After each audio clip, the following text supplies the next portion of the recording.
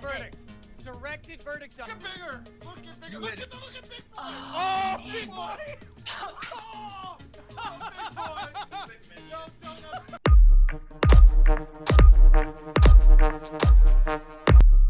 As you saw in the last video, that he admitted that he was going to kill him. Flat out. Gaige Grosskreutz was going to kill Kyle Rittenhouse. After he said, no, shoot. And the Kyle was okay. Then he pulls out a gun, a Glock. He's about to pump him full of holes, and Kyle Rittenhouse said, nah, I'm going to blow your bright bicep off your arm. And he did. So this is how the media frames everything. This is what you see here is not exactly what was said or what was the highlight of this guy's testimony. Oh yeah, they'll call it testimony. First, Gaige Grosskreutz testifies Rittenhouse re-racked his weapon. It didn't happen, by the way, while holding him at gunpoint. Didn't happen that way. Again, you could say, well, he sort of held him at gunpoint. No, not really. There again, media is laying this out to say Grosskreutz was just there to help people. No, he wasn't. And then it goes on to here. Watch now. Rittenhouse trial day 6. Gaige Grosskreutz says he feared for his life.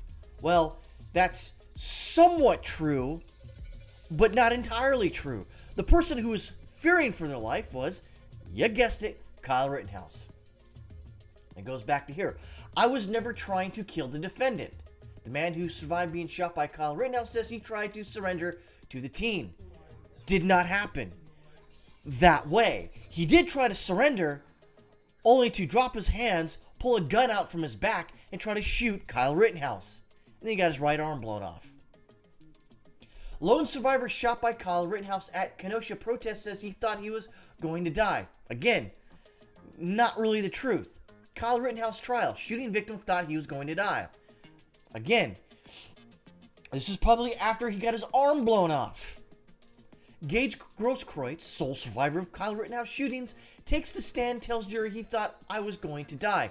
Again, this was not the highlight of the story. And if you've gone into these stories, by the way, in these articles, you'd have to go pretty far down to figure out, oh yeah, he admitted that, yeah, Gaige Grosskreutz was saying, yeah, I was going to shoot him.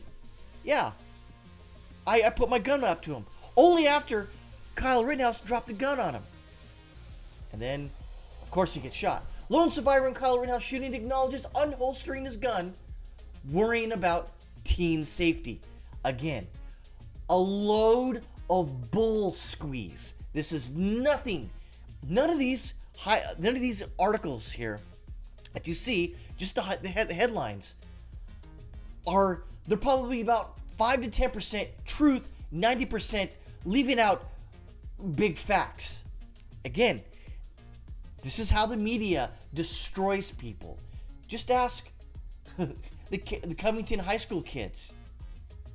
Just ask them to find out if they get a fair shake in the news media and in the narrative. No, they don't get a fair shake. Of course they don't. And again, I need to point out how the media frames anything.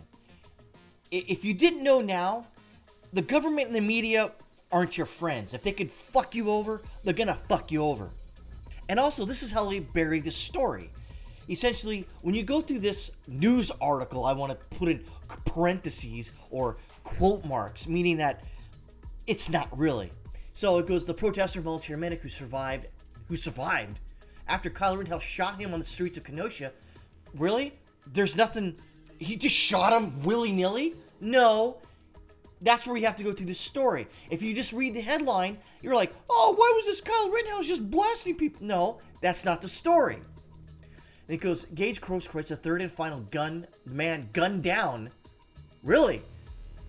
So, Gaige Grosskreutz didn't point a gun. Yeah, he did. He pointed a gun at Rittenhouse. During a night of turbulent racial justice protests. No, this wasn't about racial protests. This was about destroying property. Let's get that right. It says, I thought the defendant was an active shooter, said Grosskreutz, 27. Asked what he was going through his mind. As he got closer to 17-year-old Rittenhouse, he said that I was going to die. Then why were you going near him? if you thought you were going to die. Rittenhouse 18 is on trial for killing, blah, blah, blah. Okay. Again, we're not led to any sort of factual things going on in this article. It's all like, well, you know, his arm was blown off because he was trying to, you know, hide. Well, if he was trying to hide, why was his arm blown off? Under questioning from prosecution, Grosskreutz said he had his hands raised as he closed in on Rittenhouse and didn't intend to shoot him. Then why point a gun at him? As you saw in the video. That's not the kind of person I am. No, that is exactly the person you are. But during cross-examination, Rittenhouse defense attorney Corey Shirafisi asked, it wasn't until you pointed your gun at him, advanced on him, that he fired, right? Correct, Grosskreutz. There you go. But they led with all this bullshit before they got to that. Does the headline match what was said right here? No, it doesn't. Therein lies the rub. If the media wants to fuck you over, they're gonna fuck you over. That is how they conduct business. It's never about trying to get to the truth. It is never that way. But again, they don't go into the nuts and bolts of it.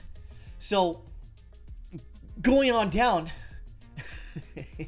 it's amazing. You got to read this article yourself. I'm not going to pin it because it's ridiculous. This whole thing is bullcrap. Kyle Rittenhouse shouldn't be on trial. He should be given a frickin' medal right now. But here we are.